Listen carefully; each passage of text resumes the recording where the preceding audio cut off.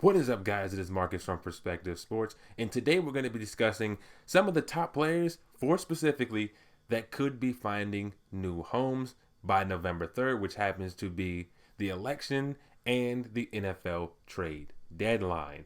But let's not waste any more time. Let's jump right into it with a player that I'm sure you're familiar with in tight end David Njoku of the Cleveland Browns. And this guy has just been buried. I mean, this depth chart offensively has a lot of good players. You have Odell Beckham, Jarvis Landry, Kareem Hunt. You have Nick Chubb. This offense is very talented. And when you look at what the Browns did this offseason, they went out and signed tight end Austin Hooper, former Atlanta Falcon, to a 4-year, $42 million deal with $23 million guaranteed. So they committed some money to this guy. And so when you look this year, David Njoku's he's just not playing. I mean, he's only played in 3 games. And in those 3 games, he has 5 receptions for 63 yards and a touchdown. And so when you give him the opportunity, he's making the most out of it. But he's just not getting on the field. And so in Cleveland, I don't think he'll be able to reach even half his potential. And I think Cleveland knows that. And so if I'm the Cleveland front office, I'm looking at ways to ship him out because, again, he's a very talented player. David Njoku is an excellent pass-catching tight end. And so when you look around the league at possible fits, the first one that comes to mind is the Washington football team. They released Jordan Reed this offseason. And when you look at the football team, I'm sorry. That saying that is okay. I'll get myself together. When you look at Washington, they don't really have a lot of weapons. I mean, Dwayne Haskins, Kyle Allen, Alex Smith, whoever you want to put back there, they don't have a lot of weapons. I mean, yes, you have Terry McLaurin. I do like Steven Sims. I like some of the players that they have, but let's be realistic. There's not many weapons for this Washington team. And so if you add a guy like David Njoku in, boom, you automatically have a weapon at tight end. I think if I'm any of those 3 quarterbacks in Washington, I would love to have David Njoku because he's definitely going to be able to get in Washington, play right away, and make an impact right away. I'm saying right away a lot. I'll stop. But let's take a look at some of the other teams that may be interested. When you have the Arizona Cardinals, the offense is already producing. It's 5th in yards per game, averaging almost 28 points per game. And then you add a guy like David Njoku in, this thing can become a problem. And so when you take a look at what this offense would have, let's take a look at some of the weapons Kyler Murray would have in the passing game. He'd have DeAndre Hopkins, top 2, top 1, top 3 receiver. Either way, he's top 3. I don't think you can put him outside of the top 3, but he's a top 3 receiver. He has Christian Kirk. Then you give him David Njoku. Going forward, years down the road, this team is going to develop into something special offensively. I mean, I'm impressed with Coach Kingsbury and what he's been able to do so far. I didn't have the highest expectations for him, but after seeing what he's been able to put together in the offense, that it's translating to the NFL, and I'm impressed. And so, at giving him a guy like David Njoku, I think he'll be able to make something out of. And then finally, you have the Green Bay Packers, and cap space is a reason I think this won't happen for Green Bay. They're already in a tight spot heading into next season. They may have to make some tough decisions. So taking on that David Njoku final year may not be in the plans. But if you look at this from a strictly football perspective, Green Bay uses a lot of tight ends.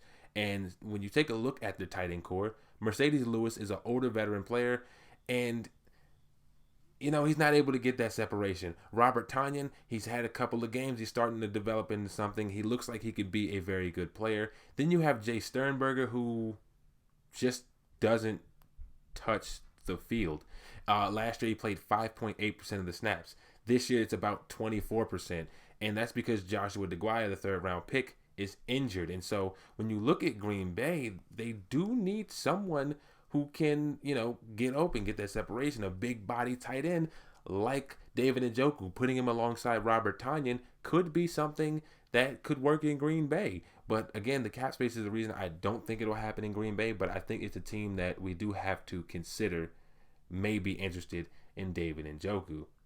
Now we have to figure out what could be the value for David Njoku? What could get Cleveland to part ways? And what could Cleveland get teams to trade to them for David Njoku? When you look at him, he has another full year on his deal.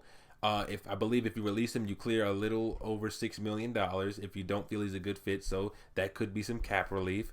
But you have the rest of this season to integrate him into the offense and a full season with him next year to evaluate him.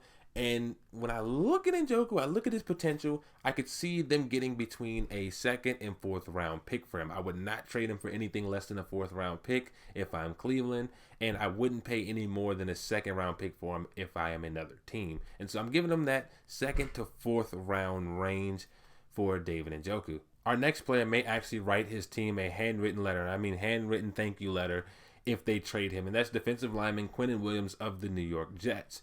And when you take a look at his stats from his rookie year, I'll admit, they don't jump off the page. They don't get you jumping around, ready to write home. But, 28 tackles, 2.5 sacks, 4 tackles for loss, 6 quarterback hits in 13 games doesn't tell the whole story, in my opinion, because when you look at the situation he was in, offensive lines could expend more resources to contain him. But what I was able to see is he's able to hit the guard with a quick move and, disrupt some plays in the backfield. I know you saw that rip. I'm telling you, I'm different on the defensive line. He was able to drive the guard back and disrupt plays. He was able to use his quickness and strength to disrupt running lanes and have force the running back to cut back and try to find a new lane and get tackled by his teammate. That's a play that he makes that doesn't go on the stats. Those are some of the plays that he made last year that really impressed me. I think Quintin Williams has the potential to be very good, Pro Bowl caliber. And when you take a look at him, he's so young. What is he, 22 years old? I believe he was the second youngest defensive lineman to play. I think his defensive tackle or defensive lineman to play last year. So he's very young in a very adult, mature league. And so I think to expect him to go off with his major rookie year may have been unrealistic, but when you're drafted at a certain number, in the first round, there's some expectations that come with that. But I do think Quintin Williams has the potential to be a Pro Bowl caliber player in this league, in the right system, with the right coaching. And, when I look around the league, he's going to get a lot of interest. And let's just start with the team I think may be at the top of the list, and that's the New England Patriots. It's a division rival, so the Jets may be a little hesitant to, give him a guy like Quintin Williams. But when you take a look at New England, current defensive tackle Lawrence Guy's contract expires at the end of the year. They may not want to re-up, but when you trade for Quintin Williams, you get 2 more years on a rookie deal. You get to integrate him into the into the defense.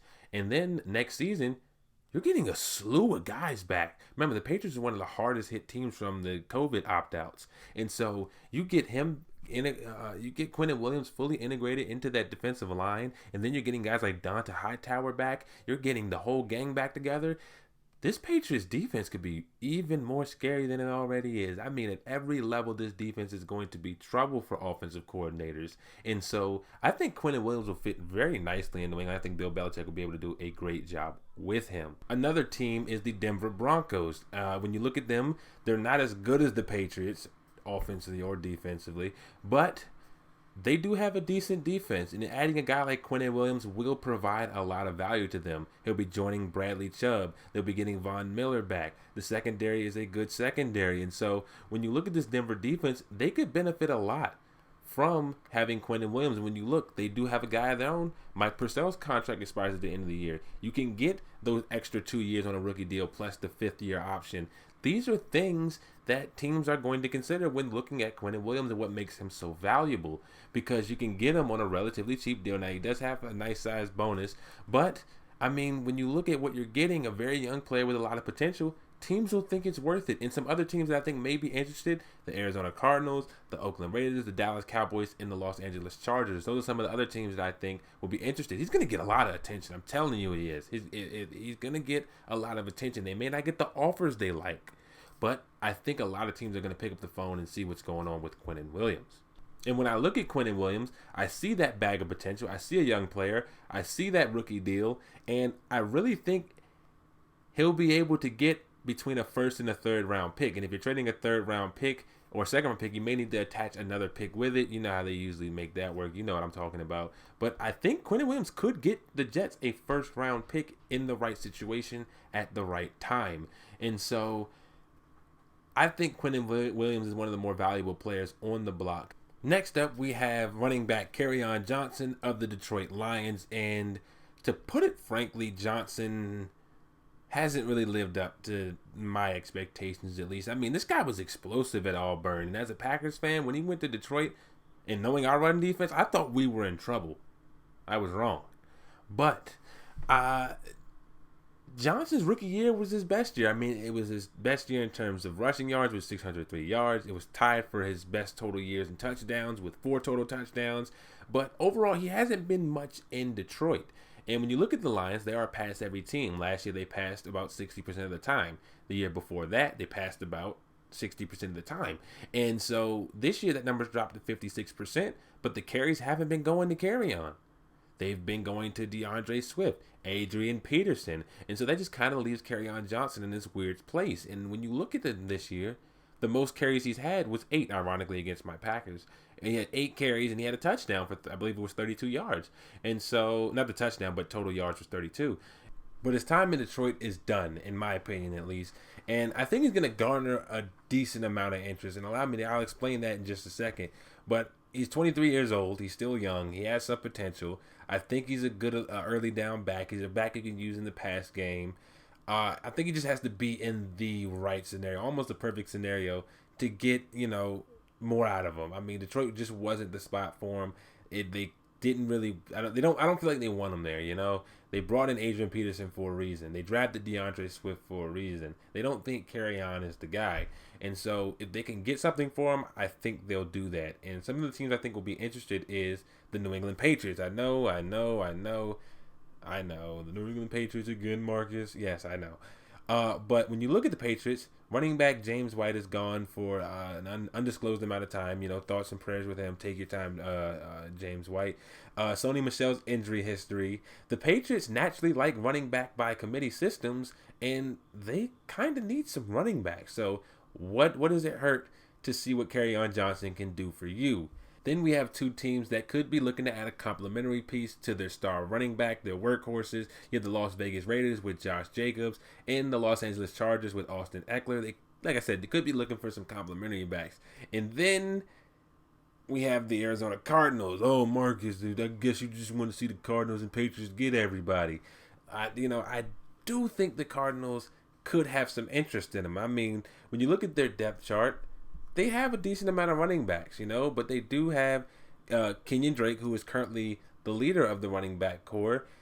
Coach Kingsbury, I think, can find ways to get Kerryon involved in the passing game and try to get him and just to see what he can do with him, And the reason I have him garnering interest from other teams is because I don't think Detroit can trade him for much. I think the Lions may be at the point where they're just trying to get something for him, maybe a conditional 6th or 7th round pick.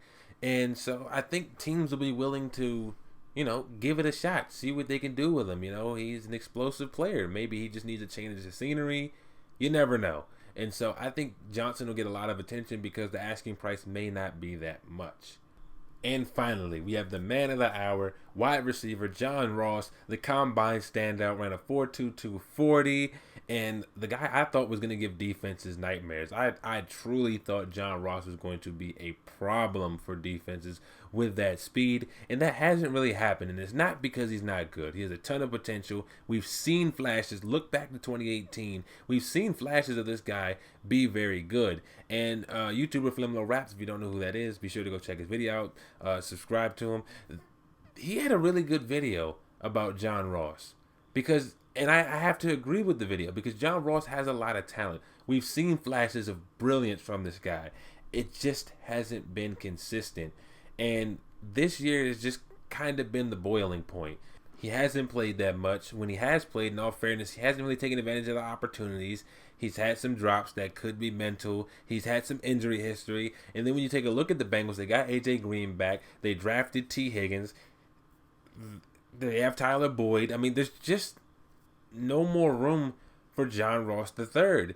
John Ross still has a ton of potential, and someone out there is going to want to try and see what they can do with that potential. Someone's going to sit back and say, we might be able to do something with him, And so let's take a look at some of the teams that may be interested. And the first one being the Green Bay Packers. This team, and I said it earlier in the video, and I say it all the time to my friends, and I'm sure they're tired of hearing about it. This team cannot get much separation. Outside of Devontae Adams, I know we do have Devontae Adams, but once defenses zero in on him, another receiver has to make a play, and that hasn't happened that much. I mean, when you take a look at the second best receiver on Green Bay, Allen Lazard, he's done for the season. And imagine what a guy like John Ross can do in Matt LaFleur's offense. I mean, imagine a safety or a corner getting, their eyes caught in the backfield for a second. We've been running the ball, the play action. Imagine John Ross. He could make a defense pay. He could be downfield, and Aaron Rodgers could air it out to him, and we can make defenses play honest, make safeties back up, which could then reopen the run game. And so John Ross could be worthwhile for the Green Bay Packers to take a look at. And then we have you probably guessed it. If you haven't guessed it by now, it's one of two teams, the New England Patriots, who have their fair share of wide receiver issues. That means Julian Edelman's getting older. He's an efficient receiver. He's getting older. N'Keal Harry has yet to find his stride, but outside of those two, the Patriots position group isn't looking too strong. They could take a look at John Ross and see what they can do with him. Josh McDaniels might be able to do something with him. Then we have the Philadelphia Eagles, who tried to address the wide receiver issue this offseason by drafting wide receivers like Jalen Reagor out of TCU, John Hightower out of Boise State, but they have been plagued with injuries. I mean, Jalen Reagor hasn't played since week 2. Alshon Jeffrey's missed games.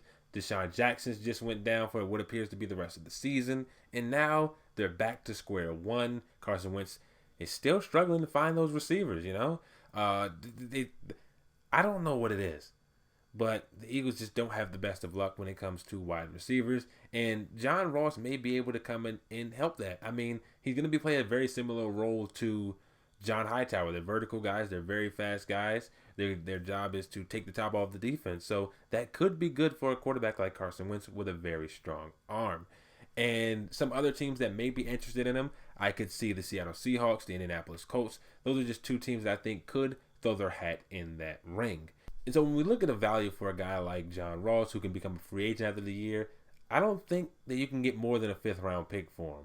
I think if you get a 4th round pick for him, it'll be a steal. But I don't think that the Bengals will be able to get more than a 5th round pick for John Ross. Well, there you guys have it. I hope you guys did enjoy the video. Do you think these guys will be traded? What value do you think they have? What would you trade for these guys? What other guys do you think are on the trade block? Let me know down in the comment section below. Can't wait to read it. See you there.